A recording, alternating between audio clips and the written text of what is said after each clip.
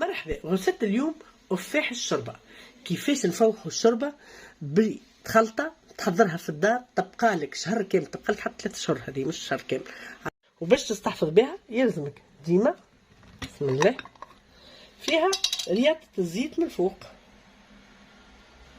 هيك تهز تحطك الرياضة هذيك، ما تستحقش باش تنسى الكلافز تحير، ولا تنسى المعدنوس تحير، ولا ما عندكش ثوم تحير. هذا النفاح اللي باش نقدوه للشوربه متكون من طريف كزبر، تشوفوا فيه نتفه، معدنوس، كلافز، ثوم وزيت زيتونه، هذوما كلهم، وطريف بيان سور ملح، كلهم باش نرحيوهم مع بعضهم. نوريكم الدوزاج قداه. هذوما صحافي اكبر من الصحفه هذه صغيره رينا. هذوما المعدنوس والكلافس زوز صحافي، الكزبر شويه والثوم شويه.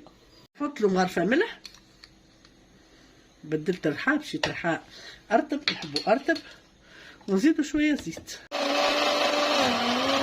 نحطوه في الفريغوفيرا